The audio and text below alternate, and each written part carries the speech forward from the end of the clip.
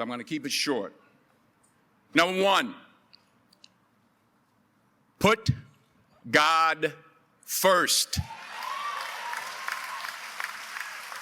Put God first in everything you do.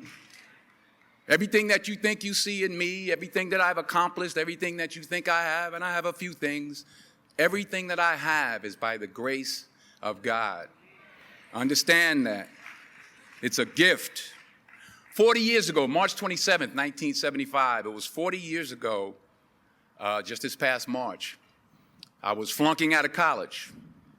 I had a 1.7 grade point average. I hope none of you can relate. I had a 1.7 grade point average. I was sitting in my mother's beauty shop. They still call it beauty shops now? What they call it now? Yeah, I was sitting in the beauty parlor. I was sitting in my mother's beauty parlor, and I'm looking in the mirror, and I see behind me this woman under the dryer. And every time she looked up, every time I looked up, she was looking at me, just looking me in the eye. And I didn't know who she was, and I said, she said, somebody give me a pen, give me a pencil. I have a prophecy.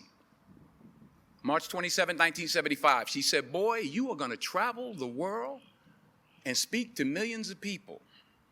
Now, mind you, I was flunked out of college. I'm thinking about joining the Army. I didn't know what I was going to do, and she's telling me I'm going to travel the world and speak to millions of people. Well, I have traveled the world, and I have spoke to millions of people. But that's not the most important thing, the success that I had. The most important thing is that what she taught me and what she told me that day has stayed with me since. I've been protected.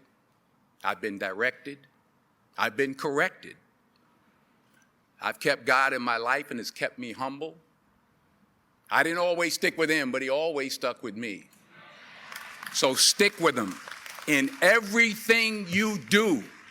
If you think you want to do what you think I've done, then do what I've done and stick with God. Number two, fail big. That's right. Fail big.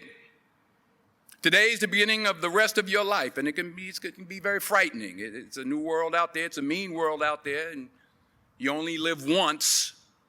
So do what you feel passionate about. Take chances professionally. Don't be afraid to fail.